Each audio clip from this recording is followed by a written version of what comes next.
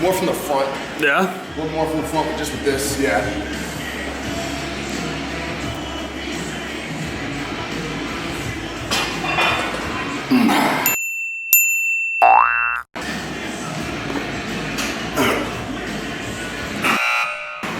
Fuck. Oh my God, that's why I failed this one first. Well, that's 150. Notice how this one went down? Jesus Christ. Yo, what the fuck? Holy shit. Did that really just happen? I just attempted these and my right side just went bleh, and I realized I had a 140 in this hand and a 150 in this hand. Wow, Nick can't count.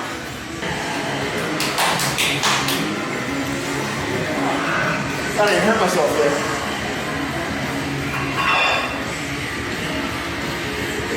Ah.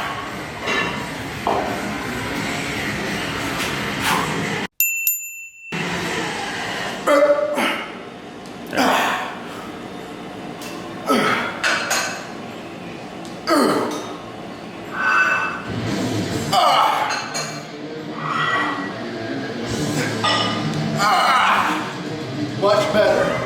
Much better.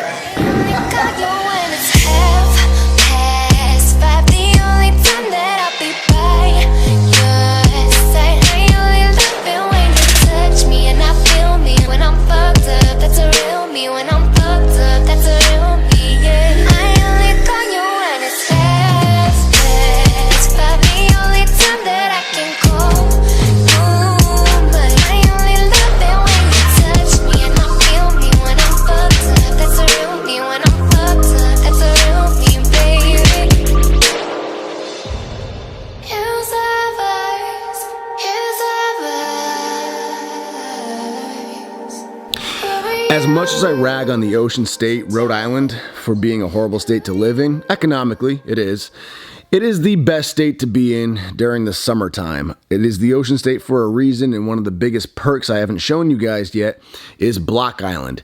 It is a literal island right in our backyard. It's part of Rhode Island. It's 13 miles offshore. You hop on a ferry to get there. You can do the long ferry, which is a 55-minute ride on a 200-foot boat, which is what we're on today, or you can do the speed ferry, which is a little bit faster at 30 minutes. You dock right next to Ballard's and right next to the little touristy downtown area, and you have your option of mopeding, restaurants on the water, and of course we're hitting the beach today. Check this out, this is cool. With these chairs that we just got, we have a little flag that we just raise when we're ready to put an order in for food or drink, or both. And technically if you get a drink and a pineapple, that's both.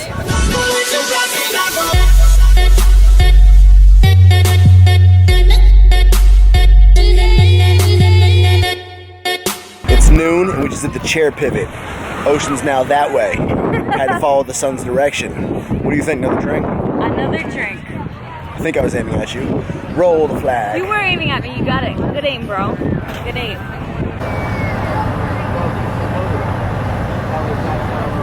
The only downside to bathing suit season is when you have big ass legs, your bathing suit ends up doing this. Every time you stand up and sit down, this is obnoxious. Try fitting freaking, and I don't roll them up like this. Like I try to pull them down. Every time I get up off my beach chair, I'm doing this. And these are like my size shorts. Like if I get a size larger, it's not gonna fit my waist. These are like regular medium size shorts for me. But I wouldn't trade the legs for anything. It's all about the quads, man, the wheels, the calves. And I gotta tell you, man, for seeing so many people that don't have legs, I'm becoming more and more grateful for the big wheels every day. And it's a mixture of genetics and hard ass work and strategy. You really gotta blast the legs. Got the coolest compliment the other day. Actually, I met a subscriber who's an awesome dude. He had his girlfriend with him. They're a cool ass couple. The most random compliment his girlfriend gives me is, "You have really nice calves."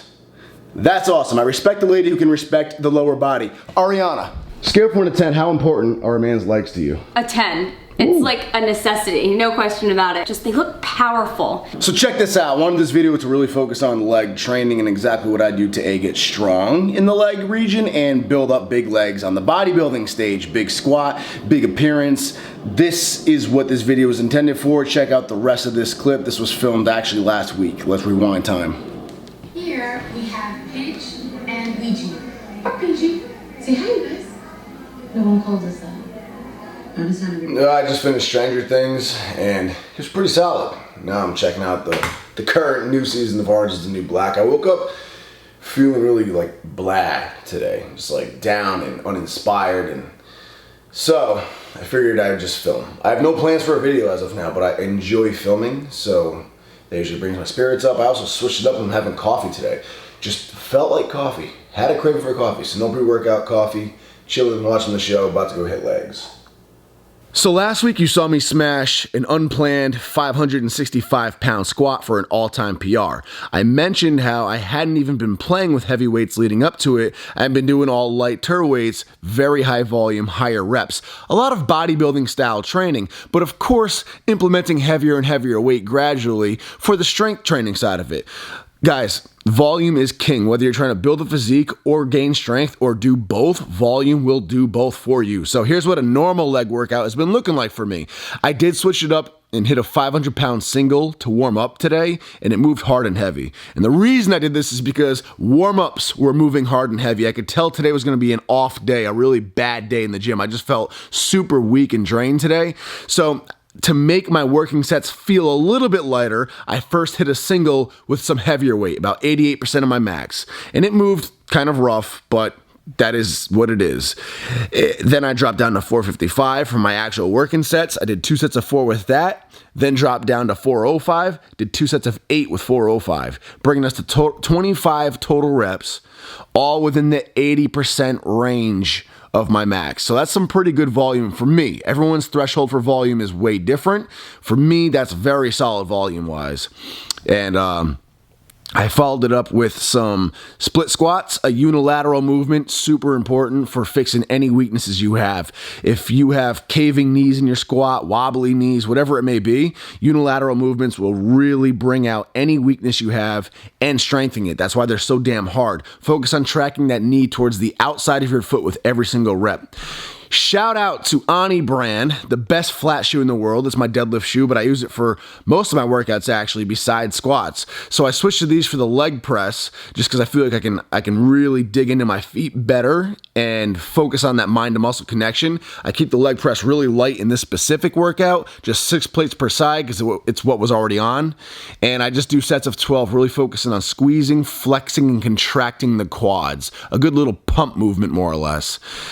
Ended the whole thing with hamstrings, and that is a wrap for a normal leg day recently. So immediately post-workout, down a shake, just scooping half a protein. Not something you need to stress about really when you're in a caloric surplus. There's actually a study I found that is pretty interesting. It shows that protein synthesis is way more efficient and less goes a longer way with protein when you have added glycogen, like glycogen stores are full. It's pretty cool, but even splitting hairs aside, just simply when you're in a caloric surplus, your body's gonna be pulling from so much glycogen stores and from all the extra calories for energy. Like you don't have to worry about, you don't have to stress about getting something in immediately post-workout. But it can't hurt, so I want to pack a little protein before I start cardio and then do 45 minutes. And my new little thing is throwing on this weighted vest, currently about 20 pounds. It has the option to go up to 60. And it's not a huge difference, but your body's just now supporting 20 extra pounds of body weight while moving for 45 minutes. And it's just about extra calorie expenditure. Not a huge difference, obviously, but you figure if you're gonna do 45 minutes of cardio just to get some extra calories burning, why not burn just a little bit more during it by having to support extra weight? So that's been the move and I like it lately. I just got this bad boy off Amazon. Post-workout meal, we got the pan cooking up. We got 5 whole eggs blended in here. They blend better than whipping it by hand. And for a filler of our omelet, we're gonna go with one of the Fit Kit meals, but the smaller one, this one right here. Grilled salmon béarnaise with roasted green beans and pecans, delicious. There's some bigger meals in there, which I save for when I eat these just as its own meal. But in this case, my post-workout meal, I like it to be a feast.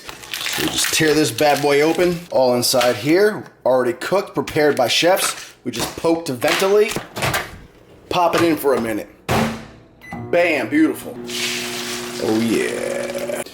2 pieces of cheese. Look at that. That is delicious. Salmon, asparagus, all of that bolognese cream. So we're gonna take this and add it into the center of the omelet. Yeah. And the link to these meals, you can subscribe to them, is in the info box below. With a discount code, I have not had to go shopping for chicken. You see there's no chicken? I've not had to go shopping for chicken or proteins or anything in ages. Like I haven't been to the grocery store in ages because I just get my eggs in bulk and I get my little cereal and cheese in bulk. It's cheap as shit. Buy it for the month. And then these just come every week with a new subscription.